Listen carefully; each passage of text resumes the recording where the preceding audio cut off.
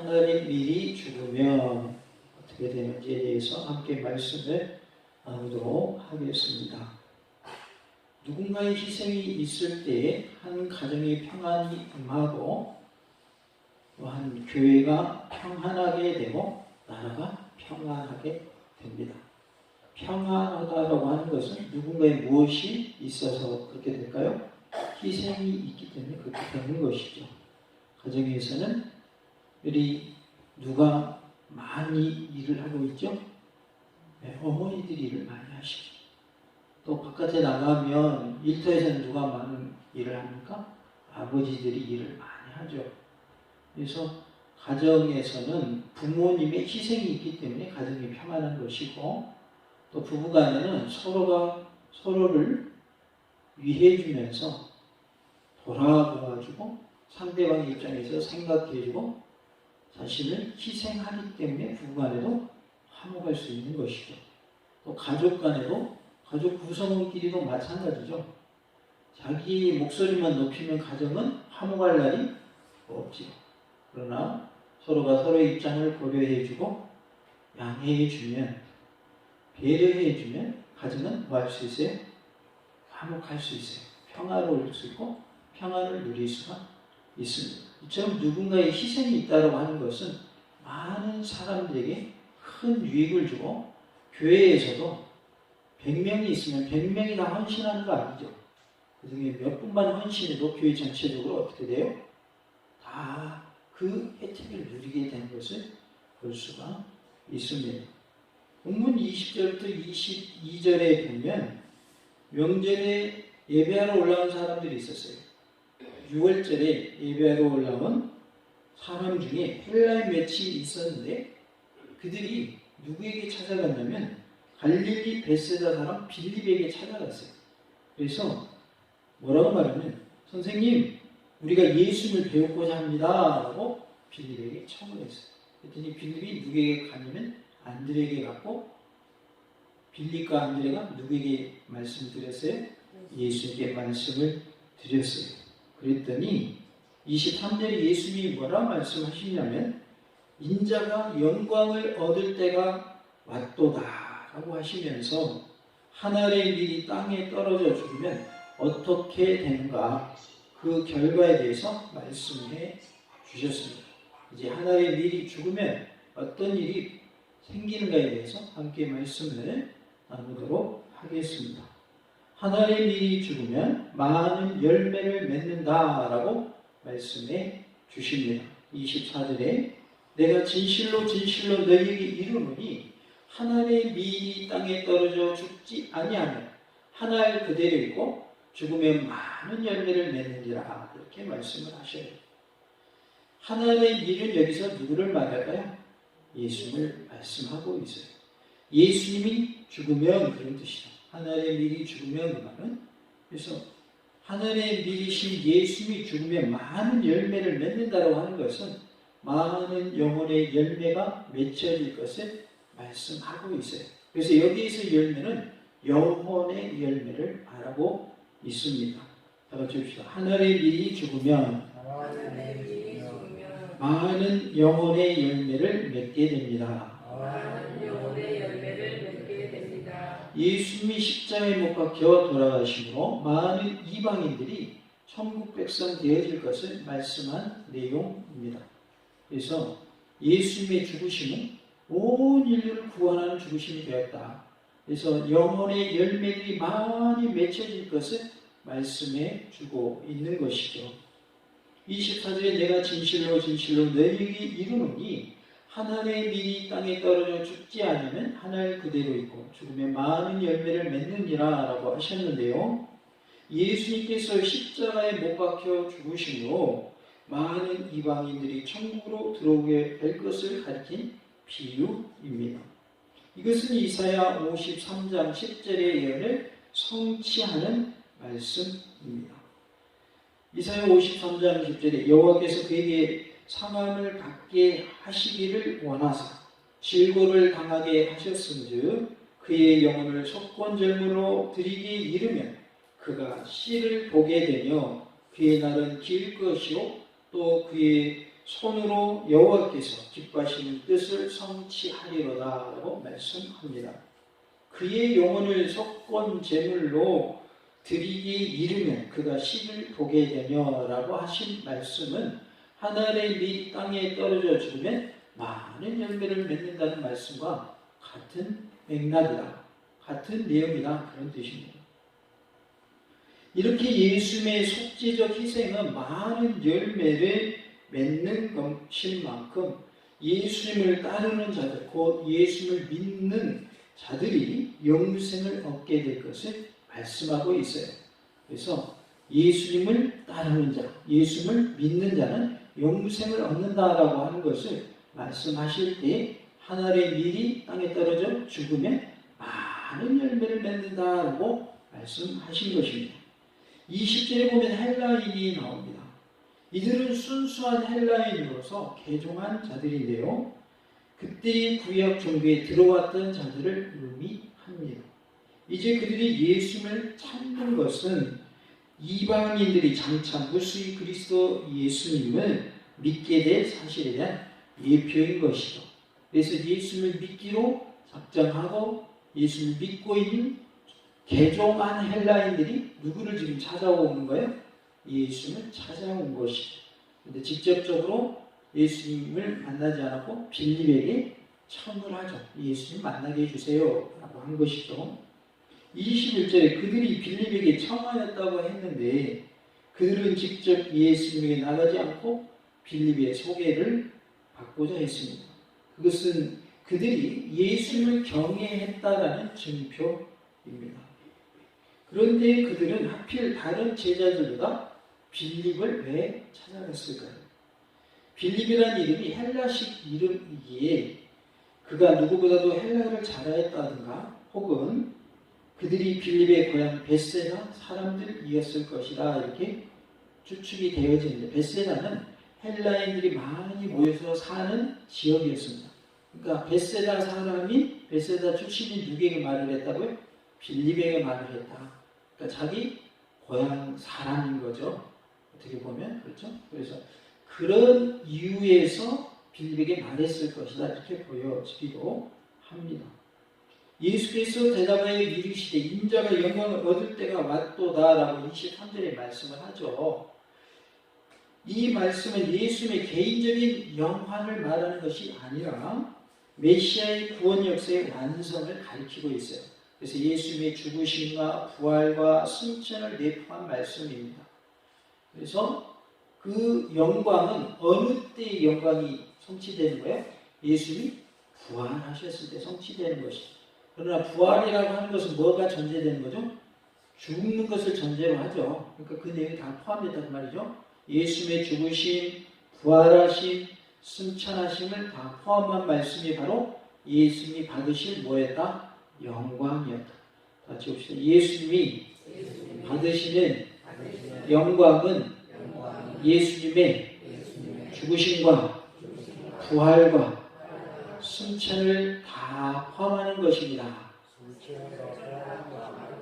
네, 예수님의 죽으심, 부활, 승천, 이 모든 것을 다 포함한 것이 바로 예수님이 받으신 영광인데요, 실제적인 영광은 예수님의 부활을 통해서 이루어진 것을 알 수가 있습니다. 구원의 갈증을 느낀 헬라인들이 찾아온 시점에 있어서 이 말씀은 적절한 말씀이었습니다. 헬라인 맺이 예수님을 배웠고자 한 것은 예수님께 영광을 돌리려는 것이었습니다. 그러나 이방인들로 말미암아 예수님께로 영광이 돌려진 것은 예수님께서 죽었다가 다시 살아나사 그 후에 실현된 것을 말씀하고 있는 겁니다. 그러니까 예수님이 내가 영광을 얻을 때가 됐다라고 하신 것은 내가 앞으로 부활한 후에 이 영광이 내게 임하실 것이다 라는 의미로 말씀하셨다는 거죠. 그래서 내가 영광을 얻을 때가 됐다라고 표현하신 것입니다. 예수는 스스로를 뭐로 표현하시냐면 인자라고 표현하셨죠. 인자는 사람의 아들이라는 뜻인데 하나님은 예수님으로 우리에게 오신 거죠. 그래서 하나님께서 사람의 모습으로 오신 그분은 우리 예수님이라고 하는 것이고, 그 예수는 스스로 나는 인자다 이렇게 표현을 하고 계셔요. 그러니까 예수님이 뭘 강조하고 있냐면 예수님 스스로가 인성을 강조하고 계시는 거죠. 나는 인자다, 사람의 아들이다. 그 말은 내가 곧 메시아다라는 의미로 말씀하고 있는 겁니다. 크로셔이레는 이방인이 예수님을 영화롭게 하는 것은 그들이 예수님이 먼저 찾아오는 것으로서 되지 아니하고 그가 저희를 부르심으로 되는 것이다 라고 말합니다. 곧 예수님께서 죽었다가 다시 사셔서 저희에게 복음을 전하심으로 되는 것이다 라고 말씀하고 있어요. 그러니까 예수님을 영화롭게 하는 것이 그들이 찾아와서 영화롭게 되는 것이 아니라 사실은 예수님을 부활하셔서 우리 인간을 찾아오심으로 누가 영광을 얻으시는 것이다? 예수님이 영광을 얻으시는 것이다 라고 말하고 있는 것이죠. 12장, 요한복음 12장은 예수님의 영광장이다 이렇게 부를 수 있습니다. 마리아가 예수님께 기름을 부었죠. 그래서 예수님의 장사를 기념하죠. 미리. 그래서 예수님을 영화롭게 마리아가 예수님께 기름을 부어서 영화롭게 한 내용이 1절로 8절의 내용이고요. 예루살렘에 올라가실 때 무리들이 예수님을 왕으로 영화롭게 하죠. 예수님이 이 땅에 정치적인 메시아로 오신 것이 아닌데 그들은 예수님을 뭐로 맞이하고 있어요? 왕으로 맞이하고 있죠. 예수님 왕으로 영접했어요. 그것이 바로 12절부터 19절까지 나오죠. 그리고 헬라인 몇 명이 예수님을 배웠고 영화롭게 하려고 했어요. 그것이 바로 20절부터 33절에 나오고 있어요. 그러니까 이제 마리아가 예수께 기름을 부어서 예수님 영화롭게 한 것과 또 6월절을 지키기 위해서 명절을 지키기 위해서 온 무리들이 예수님을 왕으로 맞이함으로 영화롭게 한 것.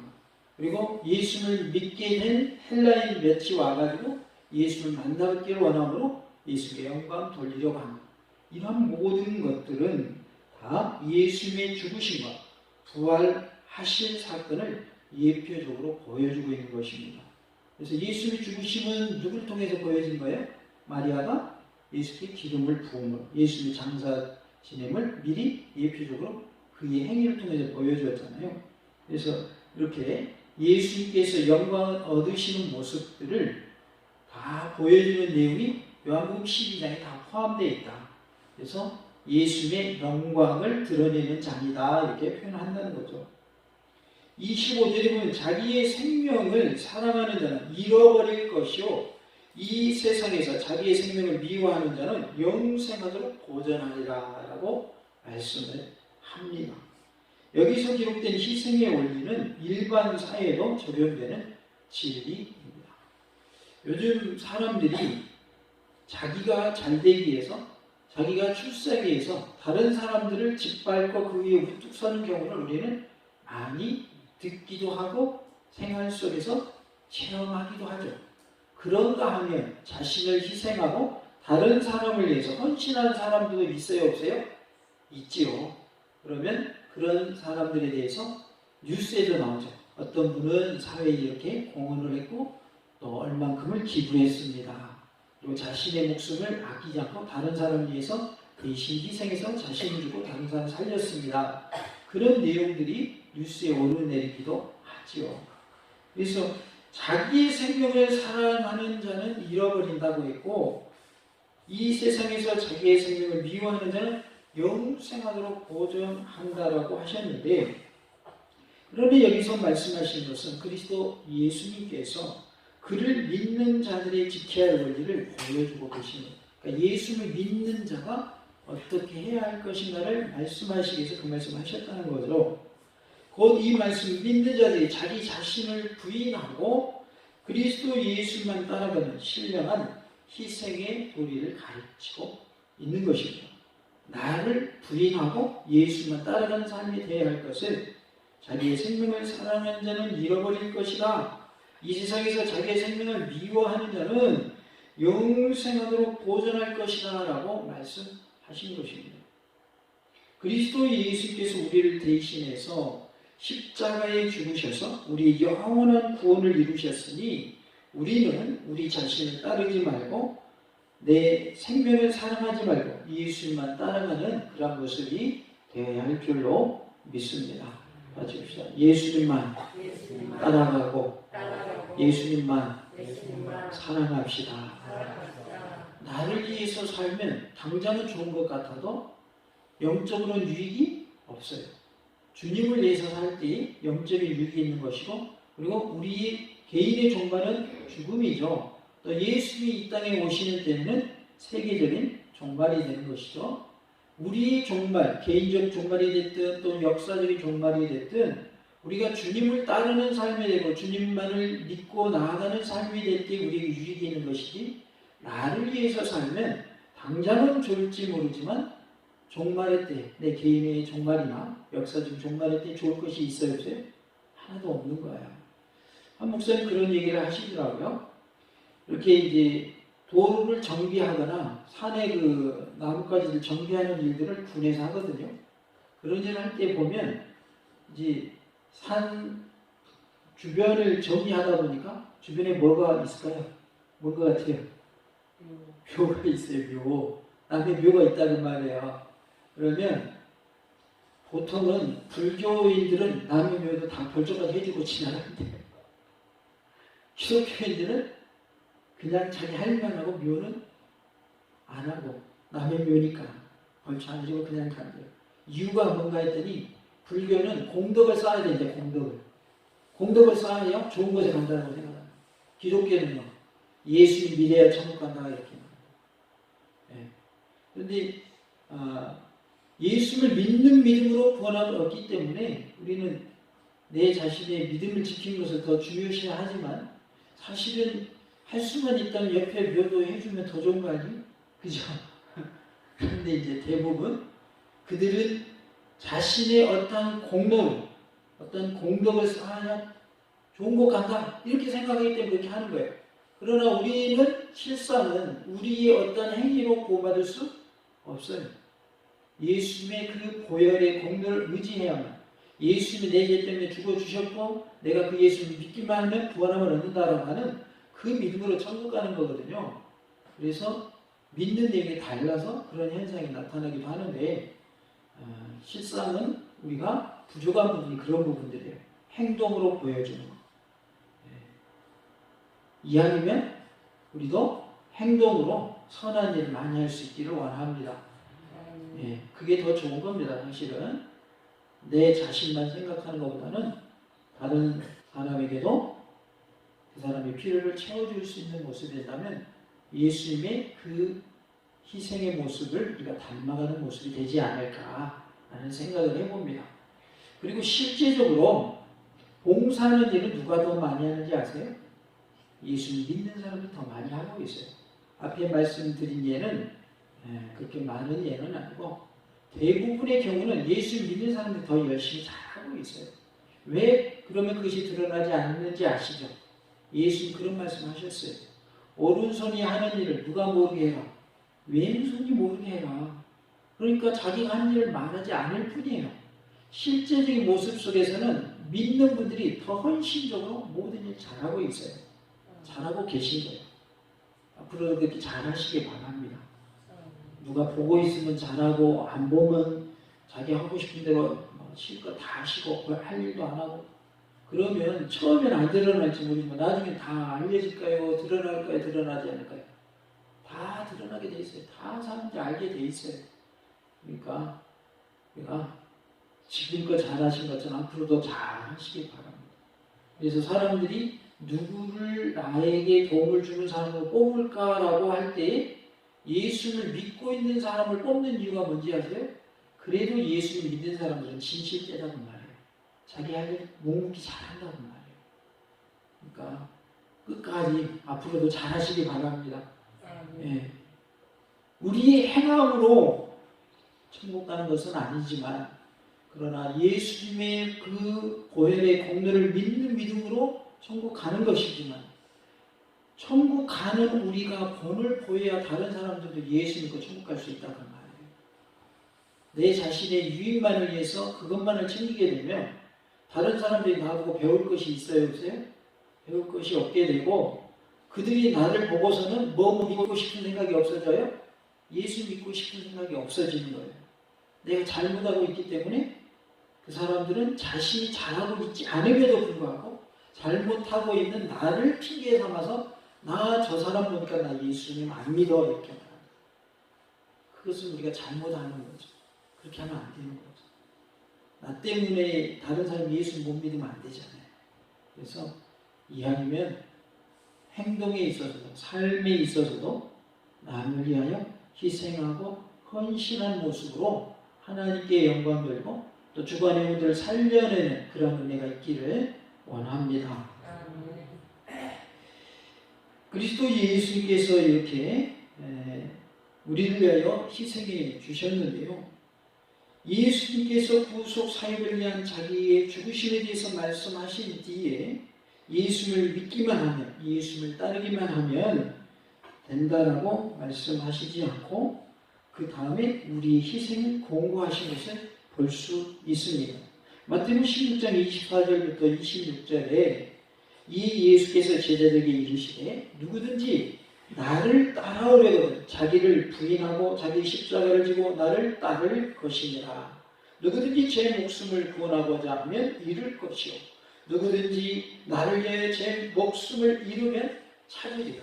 사람이 만일 온천을 얻고 제 목숨을 잃으면 무엇이 유익하리요? 사람이 무엇을 주고 제 목숨과 바꾸겠느냐라고 말씀하고 있어요. 그러니까 복음서에 보면 요한복음에서 뿐만이 아니라 이렇게 내 자신도 희생해야 한다라고 말씀하고 있는 거예요. 예수를 따르면 구원이 있는데 예수를 따르는 자는 또한 뭘 해야 한다? 자기 목숨도 버릴 수 있어야 된다고 말씀하고 있습니다. 본문 25절에 자기의 생명을 사랑하는 자라는 표현이 나오는데 이것은 자기 힘으로 자기 생명을 구원하려 하는 자를 말하고 있습니다. 내 힘으로 내가 구원받으려고 하는 자라는 의미를 자기의 생명을 사랑하는 자라고 말씀을 합니다. 이제 예수님의 속죄의 구원을 이루실 것이기 때문에 모든 사람들은 자기의 생명의 구원을 예수께 맡기고 예수만 믿고 따라야 했어요. 그러니까 우리가 구원받는 방법은 누굴 믿어야 돼요? 예수님 믿어야 돼요. 다 같이 합시다. 구원받으려면 예수님을 믿어야 하고 따라야 합니다. 예수 안 믿으면 구원을 못 받아요. 그래서 예수를 통해서 구원받아야만 그것이 구원받는 길이다. 예수를 믿어야만 한다라고 말씀을 하고 있습니다. 이렇게 그들은 예수님의 그 구원을 얻으려면 자기의 생명을 사랑하는 자가 돼서는 안 된다라고 말씀을 하고 있는 거예요. 자기의 생명을 사랑하는 자는 그 생명을 잃는다라고 말씀합니다. 그들은 그들 자신의 생명을 미워하는 듯이 주님만 살아가며 바라보아야 구원을 얻는다라는 의미를 가지고 있습니다. 사람이 이렇게 되기가 사실은 어렵습니다.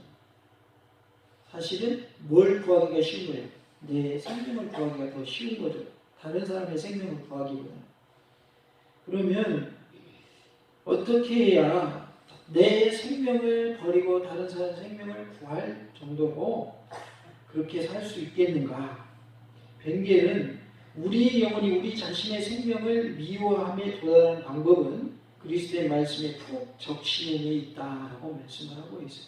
하나님의 말씀에 우리가 푹 적셔지면 그것이 가능하다는 거죠. 그러니까 내 힘이 아닌 무슨 힘이냐면 말씀의 힘이다 그 말이죠. 하늘의 땅에 떨어져 많은 열매를 맺는 것처럼 내 생명을 위하여 사는 자가 아니라 주님을 위하여 사는 자가 되고 많은 영혼을 살리는 길에 쓰임받는 자가 되기 위해서는 무엇에 푹 적셔져야 된다는 거예요? 말씀에 푹 적셔져야 된다는 거예요. 다 같이 봅시다. 말씀에 내 자신을 푹 담급시다. 말씀에 푹 담그시기 바랍니다. 그 단무지 만들 때 단무지를 그 단무지 맛이 날 수 있도록 다 이렇게 한 다음에 그 다음에 그 물에 푹 담가 놓죠. 그러면 그것이 스며들죠 무에. 그럼 그것을 단무지로 쓰지요. 우리가 하나님 앞에서도 말씀에 물에 내 자신이 푹 담궈져 가지고 김장을 할 때 배추를 어디에 집어넣어요? 소금물에 집어넣죠. 그러면 다 이게 절인 배추가 되면 그때 이제 뭐합니까? 그때 김장을 하잖아요. 그러니까 우리는 말씀의 물에 푹 적셔져야 돼요. 그러면 내 자신이 드러나지 않고 예수를 드러내는 삶을 살 수가 있습니다. 그리스도 예수의 말씀에 푹 적셔지므로 주님만 사랑하고 주님만 바라보는 그런 은혜가 우리 모두에게 있기를 원합니다. 예수의 말씀, 하나님의 말씀에 푹 적셔지는 말씀의 그 속에 내가 들어가서 말씀으로 내가 흠뻑 젖어 있는 그런 모습이 되기를 원합니다. 26절에 사람이 나를 섬기려면 나를 따르라. 나 있는 곳에 나를 섬기는 자도 거기 있으리니 사람이 나를 섬기면 내 아버지께 그를 여기시리라 라고 말씀합니다. 이것은 위의 말씀에 이어서 참된 신자가 되는 원리를 더 자세히 가르치고 있는 말씀입니다. 그 사람이 자기의 생명을 사랑하지 않는다는 것은 주님을 따른다는 말이다라는 것으로 이것을 말을 다르게 표현하고 계신 거예요. 그래서 우리가 자기의 생명을 사랑하지 않는 것은 주님을 따르는 것이다. 자기의 생명을 사랑하지 않는 것은 주님을 믿는 것이다 라는 표현으로 바꾸어서 표현하고 있는 것입니다. 주님을 따르는 자가 주님을 섬기는 자입니다. 그리고 주님을 따르는 자는 고난도 주님과 함께 받게 됩니다. 그렇게 하는 자는 장차 주님과 함께 가게 되고 하나님 아버지의 사랑을 받게 되는 것이죠. 디모데후서 2장 11절 12절에 미쁘다 이 말이여 우리가 주와 함께 죽었으면 또한 함께 살 것이요. 그러니까 예수님과 함께 죽으면 뭐 한다는 거예요? 예수님과 함께 산다는 거예요. 참으면 또한 함께 왕노로 할 것이요 우리가 주를 부인하면 주도 우리를 뭐 하신다고 했을까요? 부인하실 것이라고 했어요. 그러니까 내가 예수님 부인하면 예수님도 나를 뭐 하신대요? 부인하신대요. 그러니까 우리가 결코 예수님을 부인하는 일이 없기를 원합니다. 끝까지 예수님을 나의 주님으로 고백하셔 또 끝까지 그 믿는 믿음으로 승리하실 수 있기를 원합니다. 나 있는 곳에 나를 섬기는 자도 거기 있으리니 라고 말씀을 하는데요.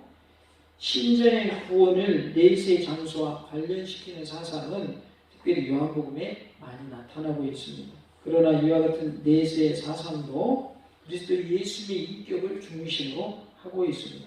곧 그 장소가 그리스도 예수님이 계신 곳이라는 것이죠. 나 있는 곳, 나 가는 곳이라는 말씀이 그것인데요.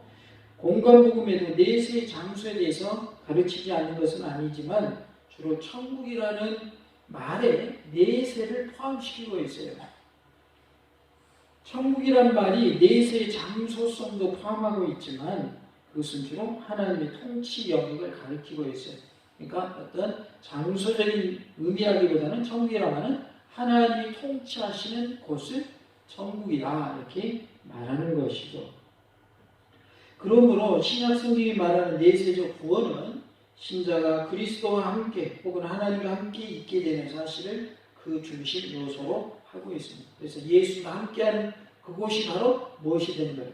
천국이 되는 것이고 하나님과 함께하는 그곳이 곧 천국이 되죠. 그래서 천국은 여기 있다 저기 있다 할 것이 아니요 너희 어디에 있다? 마음에 있다라고 말씀하신 거죠. 그래서 우리는 매일 예수님과 함께함으로 천국이 우리 안에 이루어지는 그런 모습이 되기를 원합니다. 하나님의 미리 죽음에 많은 영혼의 열매를 맺는다. 예수님 십자가에 못 돌아가심을 통해서 많은 이방인들 주님께로 돌아올 것이고 전 인류가 구원을 얻게 될 것이다 라고 말씀해 주셨습니다. 예수님이 죽어 주심으로 많은 영혼의 열매가 맺혀지게 되었습니다. 우리도 내가 희생함을 통하여서 많은 영혼을 주님 품으로 돌이키게 하는 일에 주님 품으로 인도하는 일에 크게 쓰임받는 은혜가 있기를 원합니다. 다 같이 봅시다. 예수님이 하나님의 밀이 되어 죽어주심으로 많은 열매를 맺으신 것처럼 나도 하나님의 밀이 되어 많은 영혼들을 주님 품으로 인도합시다. 할렐루야.